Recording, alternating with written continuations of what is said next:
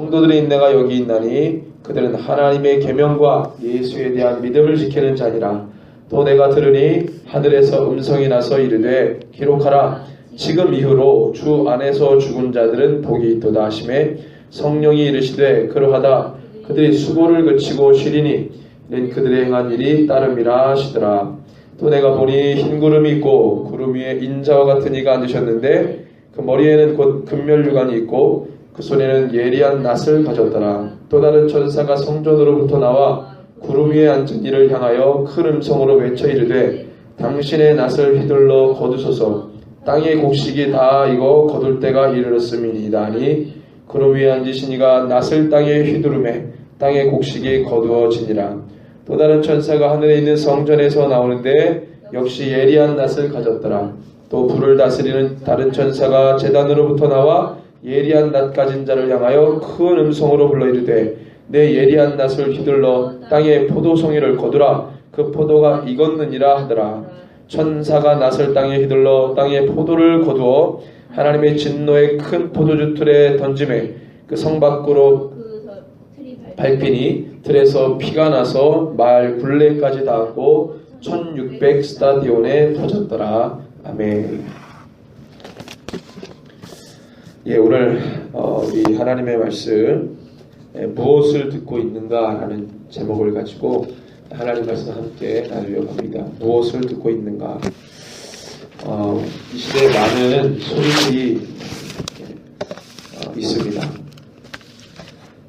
그 소리들은 대부분 사람들의 귀를 고려하고 또 만족해하고 사람들이 어떻게 하면은 그들에게 평안을 주고 또 화평을 주고 행복함을 줄 수 있을까?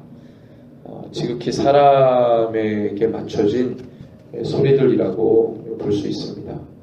사람들은 귀를 열어서 사람들에게 유익한 소리들을 들으려고 많이 애를 쓰죠. 건강의 유익, 삶의 질을 높이는 유익들, 이런 것들에 대해서 귀를 많이 기울입니다. 그리스도인들은 어떻습니까? 그리스도인들도 그런 소리에 귀를 많이 열어놓고 있다는 것이죠. 우리는 예수님께서 공생의 사역 기간 동안에 죽은 자를 살리는 나사로의 기적, 우리는 다 알고 있습니다. 듣지 못하는 자의 귀를 열어주신 그 사실을 알고 있습니다.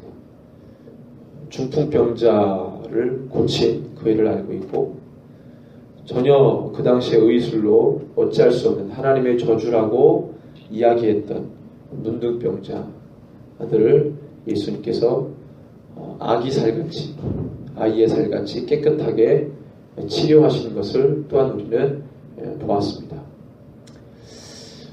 그런 일들을 통해서 이런 생각을 해봤습니다. 그들이 아프지 않고 위기를 만나지 않고 어려움이 없었다면 과연 예수님의 그 놀라운 섭리들을 경험할 수 있었을까? 나사로가 죽지 않았다면 그가 죽음에서 생명으로 옮기는 그 놀라운 역사를 경험할 수 있었을까? 사지 멀쩡해서 우리가 건강하게 있었다면 정말 우리가 예수님을 만나고 제대로 경험할 수 있었을까? 그래서 하나님은 사랑하는 자들에게 고난을 주시고 어려움을 주시고 위기를 주시는 줄도 모르겠습니다. 그것을 통해서 예수님을 부르짖게 하고 예수님을 찾게 하고 예수님에 대한 마음들을 쏟게 하는데 하나님께서 그 고난을 사용하시는지 모르겠어요. 바울도 이방인을 위한 사역들을 할 때 하나님께서 육체의 가시 하나를 그에게 남겨주셨습니다. 그는 많은 부분에서 완벽했지만 연약함이 있었어요. 자기 자신을 죄인 중에 괴수라고 표현했습니다. 이 사망의 몸에서 누가 나를 건져낼까? 이것은 우리가 위대한 사역자라고 말하는 바울이 고백한 것입니다. 바울은 우리가 볼 때 많은 것들을 가졌음에도 불구하고 그는 여전히 죄인이라고 말하고 사망에서 고민하고 갈등하는, 어두움에서 고민하고 갈등하는 것 같은 그런 연약한 모습을 고백하며 우리에게 보여줍니다. 하나님께서 사랑하는 자들에게 어려움을 주신 것은, 고난을 주신 것은, 위기를 주신 것은 예수님께 집중하고 예수님을 붙들라고 하는 하나님의 호의 내지는 선이라고 우리가 생각할 수 있을 것입니다. 믿는 자들은 이 세상이 우리에게 주는 여러 가지 좋은 소식들, 좋은 이야기들, 나의 삶에 유익이 되는 것들에 많이 귀를 열어놓고 있는 것이 사실입니다. 예수님의 목소리와 예수님의 음성을 들으려고 하기보다, 말씀의 소리를 들으려고 하기보다 세상의 소리에 이미 그들의 심령과 마음이 다 젖어 있는 것을 보게 됩니다. 하나님의 말씀을 들으려고 하지 않는 이 교회, 하나님의 말씀을 집중하지 않으려고 하는 이 성도, 이것이 바로 오늘날 한국교회와 더불어서 세계교회를 위기에 빠뜨린 우리의 연약함과 죄가 아닐까 생각이 듭니다.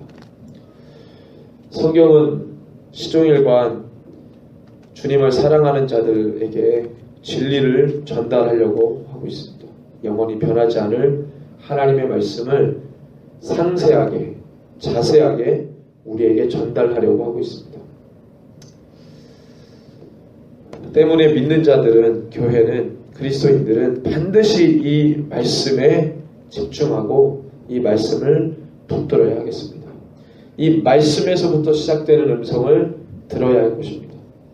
세상이 우리에게 유익을 가져다 준다는 그 모든 좋은 소리들은 우리의 영하고는 별로 상관이 없습니다.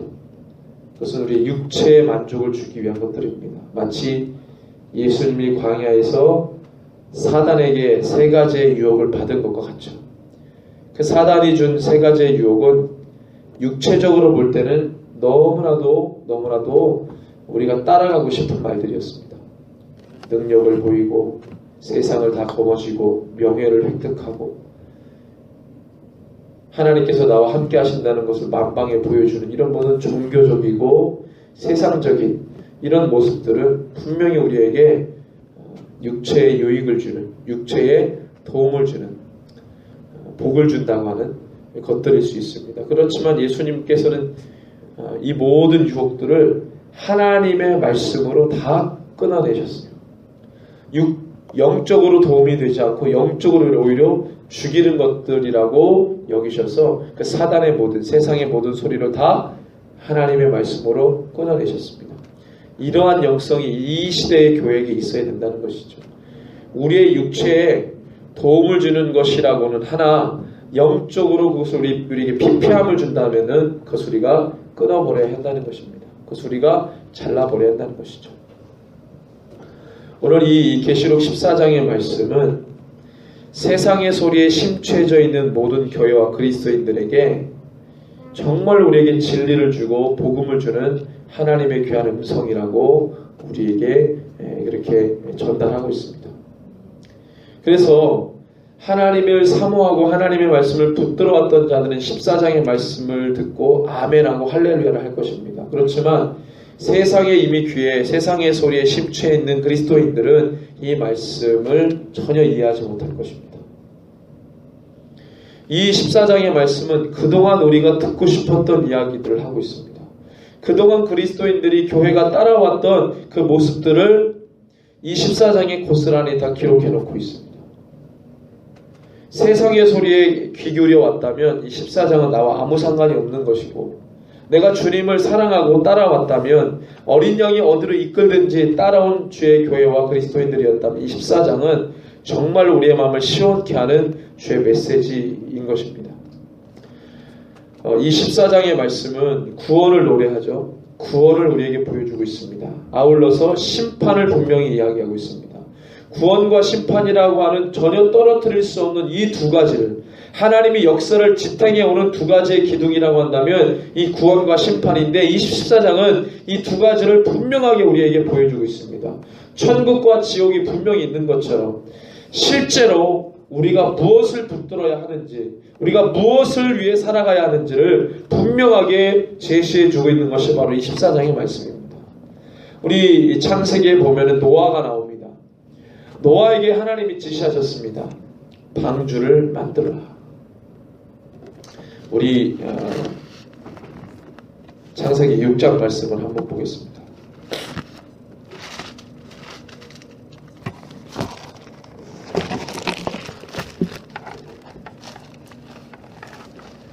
창세기 6장 말씀에 보면은 하나님께서 이 땅에 사람 지으셨음을 한탄하셨다고 그렇게 이야기하셨습니다. 그래서 6장 7절에 보면은 내가 창조한 사람을 내가 지면에서 쓸어버리되 사람으로부터 가축과 기른 것과 공중의 새까지 그리하리니 이는 내가 그것들을 지었음을 한탄함이니라 그랬습니다. 하나님 심판과 징계를 지금 작정해 놓고 계셨습니다. 그리고 노아에게 집중하십니다. 노아는 어떤 사람이었냐면 하나님을 따랐던 사람이고, 계시록 14장의 표현으로 빌리자면 어린 양이 어디로 이끌든지, 다시 말하면 하나님이 어디로 이끌든지 그를 쫓아가는 사람이 이 시대의 노아였습니다. 그래서 노아를 의인이라고 했습니다. 윤리도덕적으로 의인이 아니라 하나님이 절대적 평가와 기준에 의해서 그를 보니 그는 의인이었다는 거예요. 하나님의 기준에서 조금 더 벗어남이 없었다는 말입니다. 사회적 기준이 아닙니다. 그 사회가 요구했던 의인이 아니라 하나님이 원하시고 하나님이 그 시대에 바랬던 의인이 바로 노아였다는 것이죠.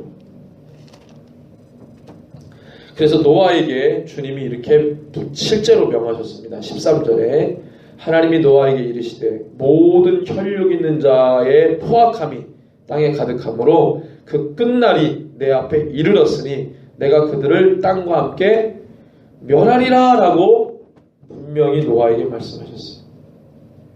그 시대 우리가 노아가 실존인물이라고 믿습니까? 안 믿습니까? 믿죠.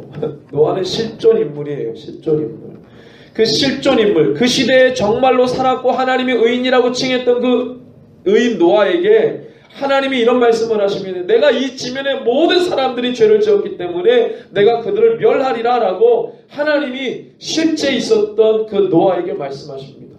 그 노아는 이 하나님의 말씀을 실제로 들었습니다. 그 음성을 실제로 들었어요. 어떤 사람들이 말하는 것처럼 그 하나님의 말씀을 상징으로 풀지도 않았고, 하나님이 마음은 그럴지라도 실제로는 그렇지 않는다라는 그렇게 받아들인 것도 아니고, 상징으로 받아들인 것도 아니고, 비유로 받아들인 것도 아니고, 실제로 하나님이 지면에 있는 모든 악한 자들을 멸하시겠다고 하는 그 가슴 아픈 이야기를 노아가 정말로 들었습니다.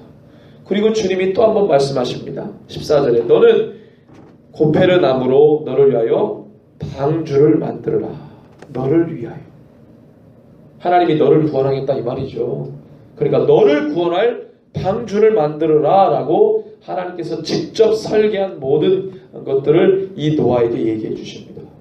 근데 노아가 또 이것을 상징으로 받아들입니까? 노아가 또 이것을 비유로 받아들입니까? 아닙니다. 그래서 실제로 방주를 짓습니다. 하나님이 그에게 분명하고 명확하게 전달한 그것을 가지고 실제로 그는 방주를 짓습니다. 누구를 위해? 자기를 위해. 자기와 자기 가족을 위해. 여러분들 구원은 1대1입니다. 1대1이에요. 나를 위해 믿음을 지어야 합니다. 하나님에 대한 믿음이 나를 구원할 방주예요. 방주. 이 교회를 구원할 방주가 바로 믿음이라는 거예요. 믿음 없으면 내가 탈 방주가 없습니다. 마지막 때. 이 믿음을 지으라는 거예요. 믿음을 지어라 합니다. 근데 처음에 하나님께서 설계도 주신 이 방주의 설계도면은 완벽한 것이죠. 그대로 설계도면 그대로 지으면 되는 거예요. 하나님이 우리에게 주신 믿음은 처음부터 주실 때 완벽한 것입니다. 부족한 것을 줘가지고 내가 지어가서 완벽한 것으로 만드는 게 믿음이 아니라 하나님이 나에게 완벽한 믿음을 줬어요. 그대로 따라가면 되는 거예요. 믿음이 성장한다 그러면 이 믿음이라는 것이 성장하는 게 아니라 이 믿음이라는 완벽한 것을 대하는 내가 성장하는 겁니다. 그걸 바울은 믿음이 성장하다 이렇게 표현했어요. 나와 믿음을 동일시하는 거죠. 본래 엄밀히 따지면 믿음은 나를 구원하게 할 믿음이기 때문에 이 믿음은 완벽한 믿음입니다. 나를 구원하기 때문에. 그럼 뭐가 부족해요? 이 나를 구원할 믿음이 부족한 게 아니라 내가 부족한 거예요. 내가 그 믿음에 이르기까지 자라가야 돼요. 내가 성숙한 겁니다. 내가 성숙해져야 돼요. 하나님께서 주신 이 방주라는 것은요, 실제로 이 방주에 들어가야 사는 거예요. 상징도 아니고 비유도 아닙니다. 너무나도 자세하게 말씀하시잖아요. 13절부터 17절까지 너무나도 자세하게. 그리고 18절부터도 어떻게 하라는 것을 아주 자세하게 노아에게 다 말씀하십니다. 상징도 없고 비유도 없어요. 계시록 14장으로 돌아와서 계시록은 이 땅의 모든 죄들을 바라보시며 진노하신 하나님의 마음을 실제로 그 당시에 예수님의 12제자인 사도 요한에게 실제로 말씀하신 내용이고, 이 사도 요한은 2000년 동안에 노아가 방주를 오랜 시간에 걸쳐 지었듯이 이 말씀 하나 가지고 2000년 동안에 교회가 지어야 될 믿음의 방주를 짓게 한 겁니다. 그것을 사도 요한이 미리 받은 거죠. 그래서 우리는 2000년 동안에 교회가 이 방주를 지어야 되는데 잘 못 지었어요. 허술하게 지었습니다. 2000년 동안에 허술하게 지었어요. 노아에게 고페르 나무로 지으라 그러면 고페르 나무로 지어야 되는 거예요. 30규빗, 규빗을 정확하게 얘기해 주시면 그것 따라서 지어야 돼요. 근데 2000년 동안의 교회가 하나님이 명하시지 않는 다른 나무로 방주를 짓고 하나님이 알려주신 길이를 그대로 행하지 않고 그 당시에 교회의 형편과 상황과 욕심과 교만과 여러 가지 죄의 얼룩짐으로 하나님이 주신 방주를 짓지 못했어요. 그래서 심판할 수가 없어요. 교회를 노아에게 말했듯이 너를 위하여 방주를 지으라 이렇게 얘기해서 그것대로 지으면 되는데, 하나님이 교회를 향해서 너를 위해 방주를 지어라 그러면 교회가 그것대로 지으면 되는데, 교회 노아를 살리기 위해서 방주를 지으라고 했기 때문에 노아가 방주를 제대로 지어야 그 방주에 들어갈 수 있어요. 하나님 노아를 살리기 위해서. 왜? 노아는 그 시대의 의인이었기 때문에. 근데 마찬가지로 교회가 교회를 살리기 위해서 교회 보고 방주를 지으라 그랬는데 자기 자신을 살리지 못하는 형편없는 방주를 짓고 앉아있으니 하나님이 심판을 할 수가 없죠.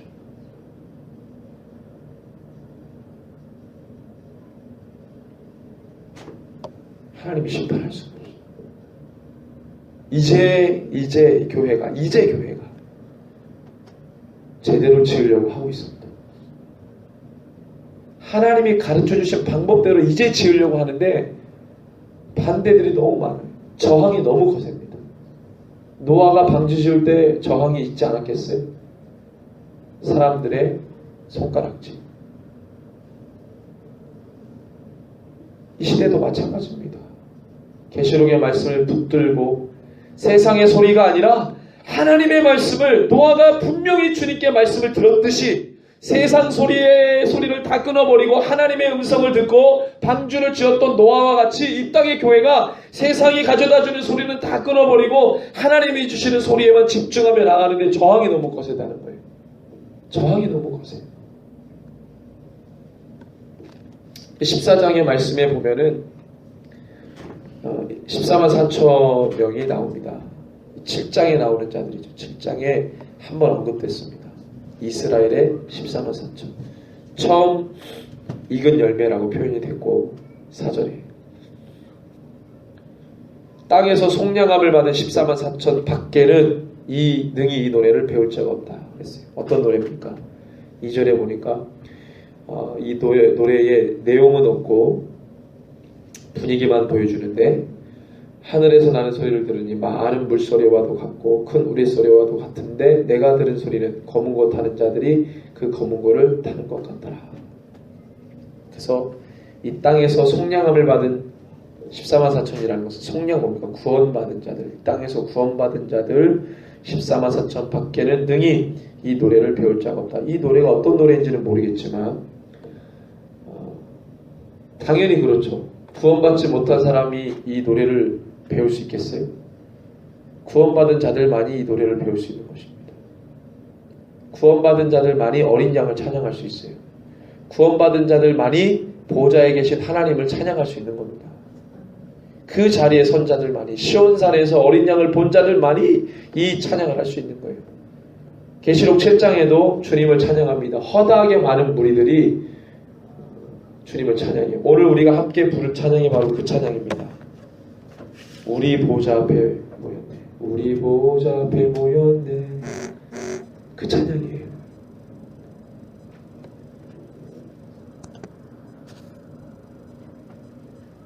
우리는 이 찬양을 부를 수 있습니다. 주님의 나라에서 우리는 이 찬양, 이 노래를 부를 수 있어요. 이 사람들이 누굽니까? 여자와 더불어 더럽히지 아니하고 순결한 자라. 어린 양이 어디로 이끌든지 인도하든지 따라가는 자며 사람 가운데서 속량함을 받아 구원받아 처음 익은 열매로 하나님과 어린 양에게 속한 자들이니. 7절에도 보니까 하나님을 찬양하는 이들이 누구냐고 묻습니다. 그랬더니 장로 한 사람이 알려줍니다. 환난과 어려움을 이기고 벗어난 자는 그 옷을 어린 양의 보혈로 희게 빤 자들. 그렇게 얘기해요.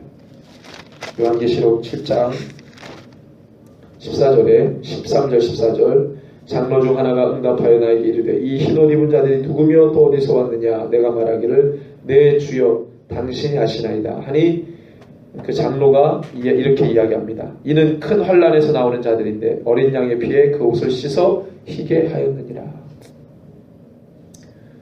그러므로 그들이 하나님의 보좌 앞에 있고 또 그의 성전에서 밤낮 하나님을 섬김에 보좌에 앉으신 이가 그들 위에 장막을 치시리니 그들이 다시는 줄이지도 아니하며 목마르지도 아니하고 해나 아무 뜨거운 기운에 상하지도 아니하리니 이는 보좌 가운데 계신 어린 양이 그들의 목자가 되사 생명수 샘으로 인도하시고 하나님께서 그들의 눈에서 모든 눈물을 씻어 주실 것입니다.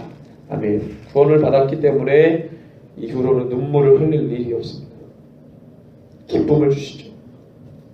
14장의 내용과 똑같습니다. 흠이 없는 자들이에요.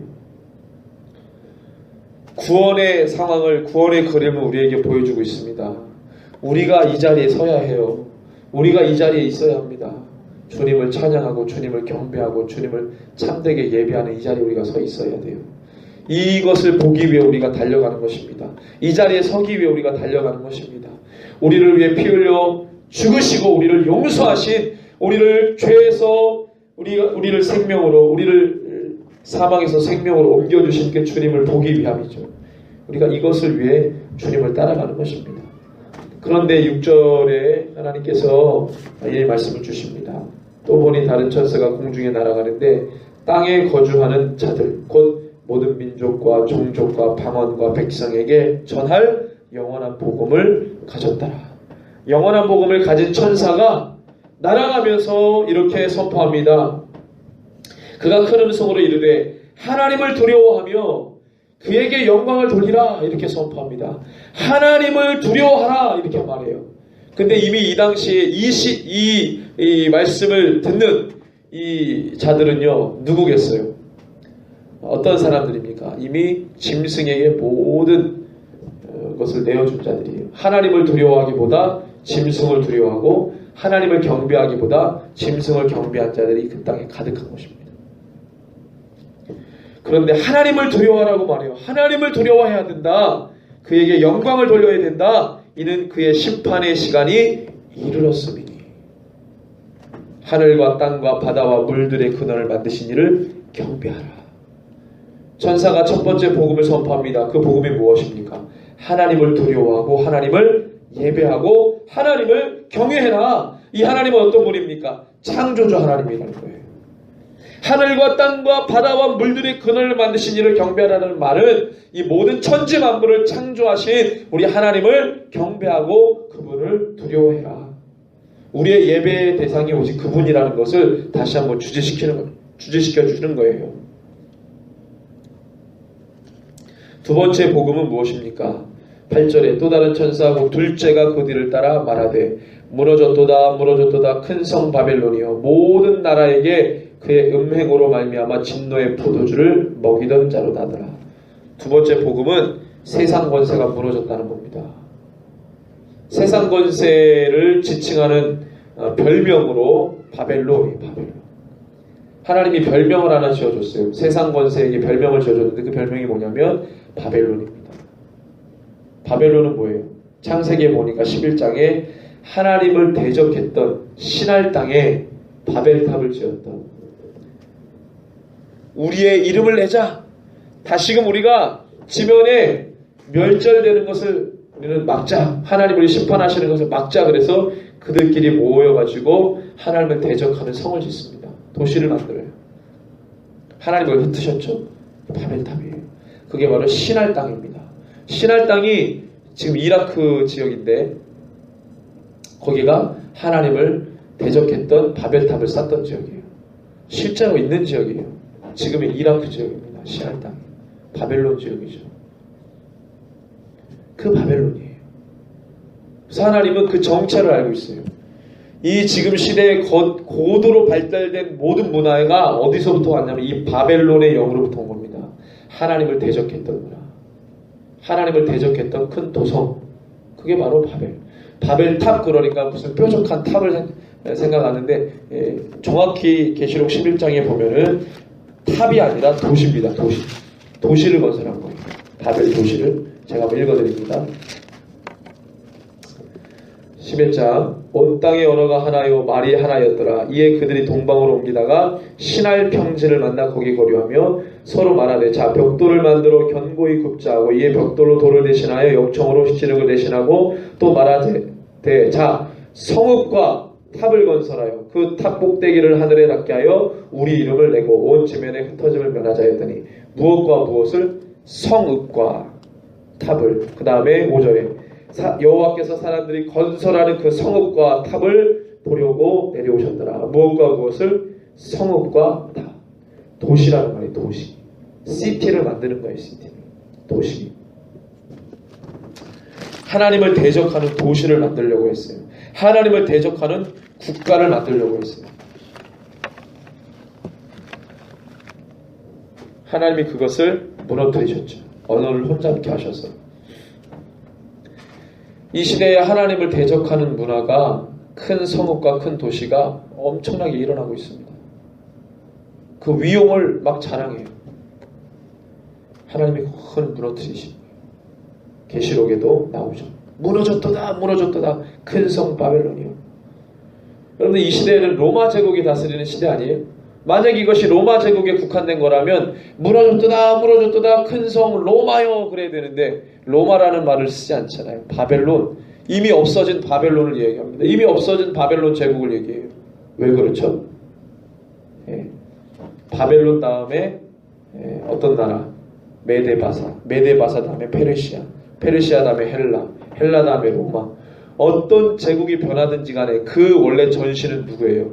바벨론이에요. 바벨론. 지금 뭐 미국이 세계를 지배하죠. 그 세계를 지배하는 논리가 신앙의 논리로 지배해요? 아니면은 하나님을 대적하는 문화로 지배합니까? 하나님을 대적하는 문화로 지배해요. 미국이라고 해도 그의 전신은 바로 바벨론입니다. 하나님을 대적하는 모든 문화는 그 전신이 바로 바벨론이에요. 원조가 그래서 중요해져요. 원조가. 어느 음식점에 가도 원조, 우리 보쌈의 원조가 어디죠? 보쌈 할머니 그래가지고 원할머니죠. 원할머니. 그래서 삼척에 가니까 보쌈 이 원조 그래가지고 원할머니 보쌈. 우리가 음식점을 가도요 원조집에 가려고 하잖아요. 그래서 다 춘천에 가니까 닭갈비 유명한데 다 자기네들이 원조래요. 원조. 그 원조를 찾아가잖아요. 사람들이. 그잖아요. 원조가 뭐냐. 그리고 굉장히 유명한 식당은 프랜차이즈 해가지고 다 뭐예요? 지점을 막 만들죠. 지점을 막 만들어요. 그래서 이 이름을 걸고 음식점을 하면 어떻게 해요? 잘 되죠. 왜? 워낙 유명한 음식점이니까 어느 지역에다가 이 이름을 가지고 음식점을 내도 잘 되는 거죠. 그러니까 그 원조를 따라가는 거예요. 사단도 마찬가지예요. 늘 원조가 누구예요? 사단이죠. 그 사단이 하나님을 대적하는 도시로 바벨 도시를 만들었어요. 그 이후부터 나오는 모든 도시국가, 모든 이 제국은요, 다 바벨론의 영을 받아가지고 하나님을 대적합니다. 그 문화를 만들어요. 그게 원조예요. 어느 지점을 만들어도 그 이름 맨 바벨론입니다. 어디 갔다가 뭔 가게를 차려도 그건 맨 바벨론이에요. 그래서 하나님은 영적으로 무너졌다 큰 성모 바벨론. 원조가 무너져야 다 무너지는 거예요. 원조 무너지면 그 이름이 가치가 없어지잖아요. 다 무너지는 거죠. 큰 성 바벨론이여 모든 나라에게 그의 음행으로 말미암아 이 바벨론으로부터 죄가 파생돼서 모든 그다음부터 일어나는 모든 도시국가들이나 제국들에게 하나님을 대적하도록 죄를 다 뿌려놓은 거예요.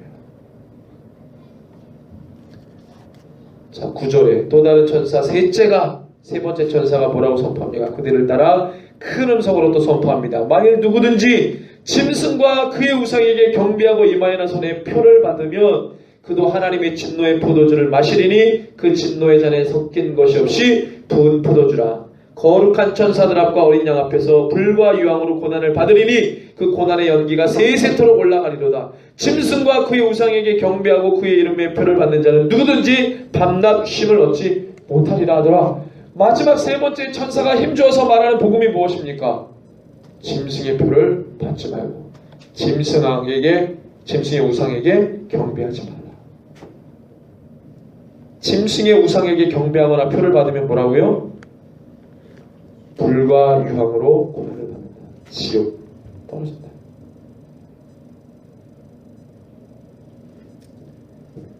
이 짐승의 표는 13장에 나오죠. 13장에 나오는 17절, 16절, 17절, 18절. 이 짐승의 표. 상징이 아니에요. 상징이 아닙니다. 이 기술이 지금 나왔어요. 기술이 나와서 사람들 몸에 지금 넣으려고 다 레디하고 있습니다. 지금 요이 땅 하면은 다 박는 거예요. 근데 성경에는 17절에 13장 17절에 누구든지 이 표를 가진 자 외에는 매매를 못하게 한다고 했어요. 매매를. 그러니까 돈, 화폐, 지금 우리 종이 화폐 대신에 이 짐승의 표로 매매를 하게 한다는 거예요. 하나님이 볼 때 그 표를 짐승의 표라고 했어요. 하나님이 가르쳐 주신 거죠. 하나님이 볼 때 이건 짐승의 표. 왜 짐승의 표죠? 하나님을 대적하는 무리가 만든 표이기 때문에 짐승의 표. 근데 이것이 지금 무슨 칩으로 나옵니까? RFID 또는 Verichip, Verification, 신원 확인, 조회 이런 어떤 의미가 있어요. Verification 칩 그것을 뜬다는 거예요. 지금은 의료보건법으로 실시하죠. 만약에 이것을 돈으로 대용한다고 사람들이 받겠어요? 안 받겠어요? 안 받죠. 누가 내 몸에 이거 박는데 좋아하는 사람이 있어요? 그러니까 거부감이 없게 만들기 위해서 처음에 건강을 위해서 한다는 거예요. 그래서 이걸 받으면 당뇨라든가 몸 안에 있는 모든 것을 다 측정해줘요. 이걸 받으면 신진대사가 이 사람이 원활하게 돌아가는지 건강 체크를 이걸 다 해줘요. 원격 시스템. 그래서 스마트 병원이 생겼죠. 우리나라에 5개. 내년도에 가동됩니다. 내년도에 서울대병원, 신촌 세브란스 병원, 그다음에 저기 아산병원 또 해가지고 5개, 삼성의료원 5개가 스마트 병원을 실시합니다. 다국적 기업의 지원을 받아서 그래요. 그거 돈 엄청 들거든요. 인프라를 구축해야 되기 때문에 그게 어마어마합니다. 돈이. 근데 이 5개 병원에 엄청난 돈을 다 대주고 이걸 실시해요. 임상실험이 다 끝났어요. 임상실험이. 우리도 모르는 사이에 40만원 주고 이 칩을 받고 실제로 임상실험을 했습니다. 사람들. 노숙자들이나 이런 거를 다 받으면 40만원 주는 거예요. 그러니까 노숙자들이 40만원 받고 이걸 다 받았어요. 그래서 임상실험을 끝냈어요. 부작용이 있는지 없는지 보기 위해서 한 거예요. 의료보건법으로 실시합니다. 나중에 이 기능이 업그레이드 되죠. 매매 기능으로 바뀝니다. 그러면 의료보건법으로부터 시행할 때 받아야 돼요? 안 받아야 돼요? 안 받아야 돼요. 한번 받으면 빼지를 못해요. 자, 그러면은 이거를 받으면 뭐가 문제냐? 왜 이토록 이 짐승의 표를 받으면 문제가 되느냐? 표 하나 받는다고 문제가 아니에요, 이게. 그래서 교회들이 지금 제가 힘줘서 왜 이 얘기를 하느냐? 안 받으면 되죠. 이게 아니라 다 받게 돼 있다는 거예요. 말씀에 보면은 주님이 이렇게 말씀하십니다. 누구든지 짐승과 그의 우상에게 경배하고 이마에나 손에 표를 받으면, 또는 11절에 짐승과 그의 우상에게 경배하고 그의 이름 표를 받는 자는, 그러니까 뭐예요? 이 표를 받는, 누가 표를 받냐면 그리스도인이라 할지라도 세상을 흠모하고 세상의 소리에 귀 기울이고 세상 따라가고 세상에 심취해 있는, 세상 논리나 세상 구조나 세상 방법에 늘 따라가기를 원하는 자들, 이런 사람들은 짐승을 경배하는 자들, 우상 숭배하는 자들이에요. 야고보서의 우상 숭배는 곧 뭐라 그랬죠? 탐심이라 그랬어요. 탐심.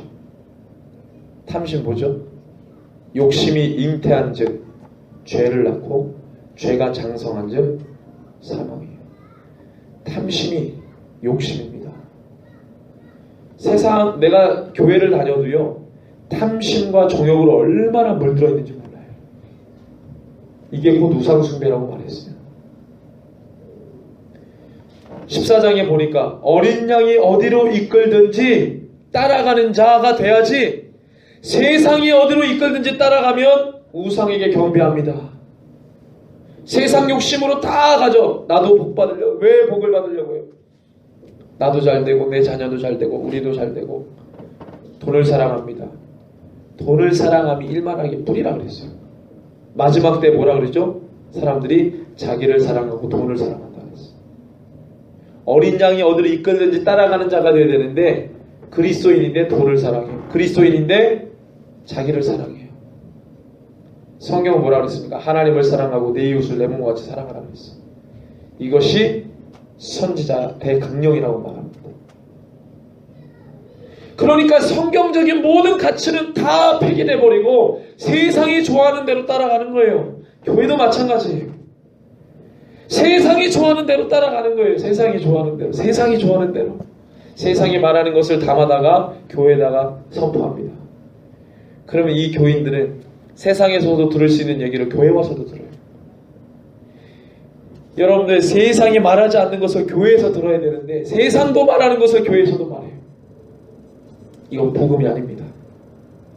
세상이 알지 못하는, 어린 양을 모르는, 세상이 알지 못하는 것을 교회가 풀고 교회가 흘려보내고 말해야 되는데 세상도 다 아는 얘기를 교회에 와서 듣고 있습니다. 마지막 때 믿음 지키겠어요? 주님이 말씀하셨습니다. 마지막 때 믿음을 보겠느냐? 마지막 때 믿음을 보겠느냐? 이 말은 마지막 때 주님을 감동시킬 믿음을 못 본다는 겁니다. 이렇게 가다가는 다 표 받는다니까요. 이렇게 가다가는 다 편리성으로, 아니 편하니까, 좋으니까 다 받는 거예요. 그리스도인들조차도. 그래서 지금 몇몇 유명하신 목사님들이 베리칩 받아도 된다고 설교를 하기 시작했어요. 아주 유명한 목사님들. 그 교회 성도들이 수십만 명인데 강대상에서 열변을 토하면서 베리칩 받아도 된다. 아주 유명한 연세종합교회 목사님, 윤석정 목사님, 이런 분들 밖에 선포합니다. 성령으로 시작했다가 육체로 마치는 거예요.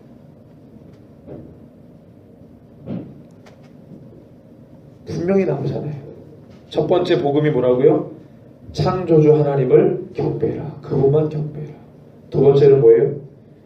무너졌도다 큰 성 바벨론이야. 이 땅의 모든 세상 권세가 무너졌다는 거예요.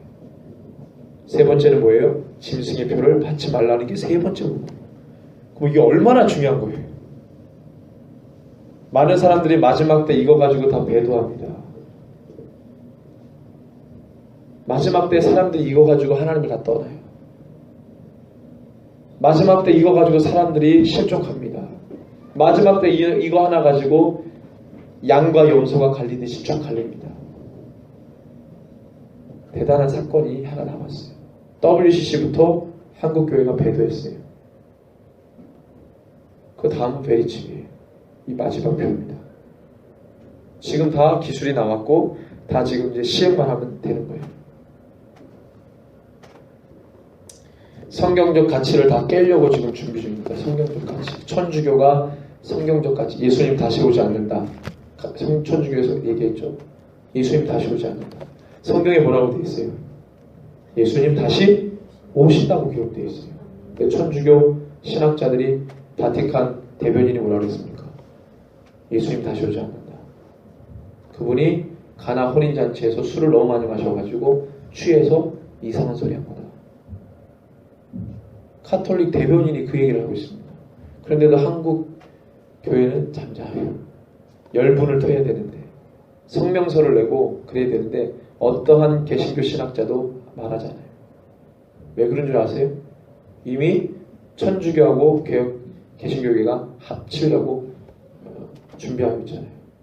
직제 통일.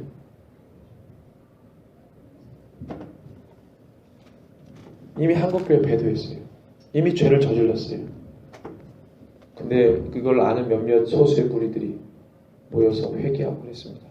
저도 부산 WCC 반대 집회 부산에 가서 목사님들과 눈물을 흘리며 회개하고 대신 회개하고 동성애 법이라든가 이런 것들 사단이 주는 가증한 법들을 막 통과시키려고 성경과 배치되는 것들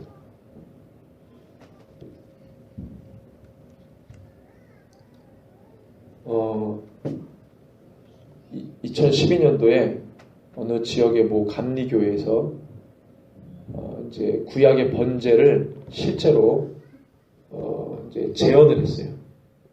수련회 때 청소년들 아이들 모아놓고 실제로 번제가 어떻게 드려지는지 실제로 애들 보는 앞에서 각을 뜨고 내장 다 빼내고 그걸 실제로 보여준 거예요.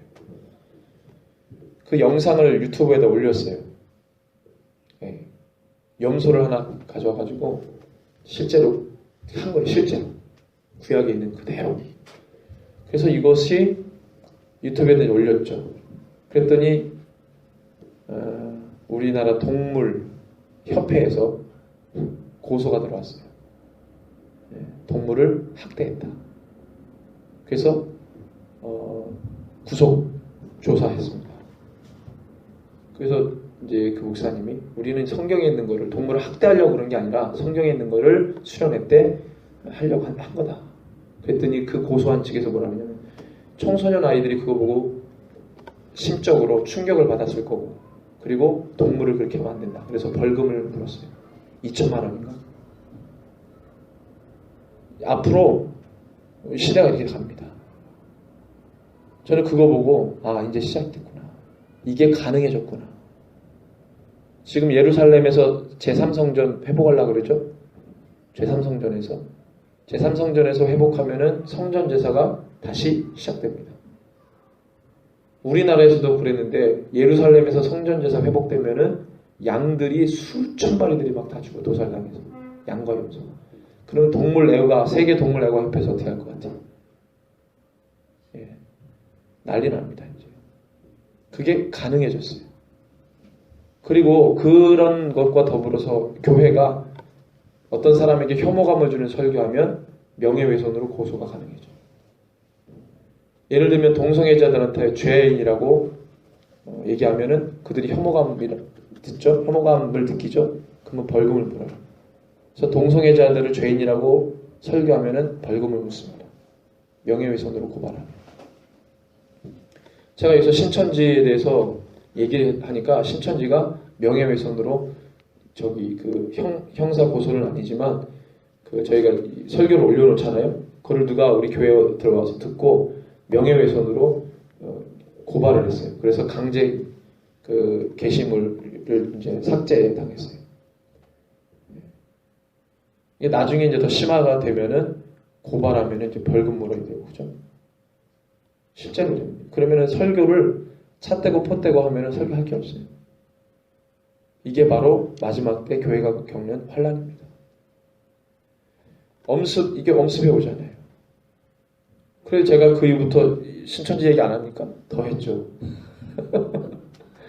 이만희 사기꾼이라고 그러고, 신천지 사기 집단이라고 그러고, 2단도 아니다, 거기는. 수준이 2단 수준이 아니라 그건 사기 집단이다. 대놓고 사기친 거다.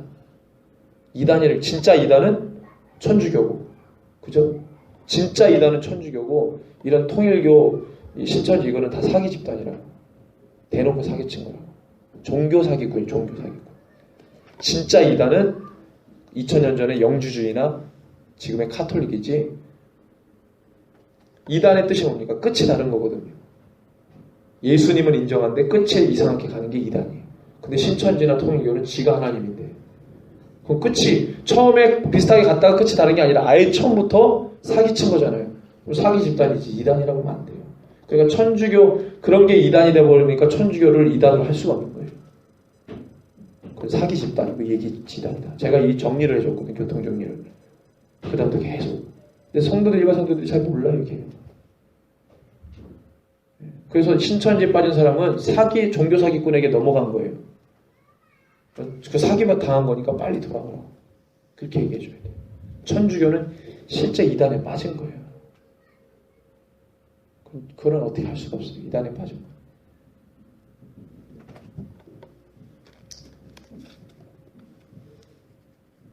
마지막 때 세상 소리에 귀 기울이지 말고 무엇을 들어야 하는가? 이 세 가지 복음을 들어야 삽니다. 노아가 그랬듯이 실제로 우리가 이 말씀을 통해 우리가 이 육신의 귀로 들려야 하나님의 음성이 아니라 우리가 하나님께서 이미 주신 성경 66권의 말씀과 음성이 있잖아요. 여기에 다 들어있어요. 10시간 기도해서 또 기도원 가가지고 받으려고 하면 안 됩니다. 뭘 환상 보고 꿈, 그거 아니에요. 이미 하나님께서 하나도 땅에 떨어뜨릴 수 없는, 변할 수 없는, 지울 수 없는 말씀을 다 줬어요. 여기에 다 기록되어 있습니다. 이걸 붙들어야 돼요, 이거를. 이거 붙들지 못하면 안 됩니다.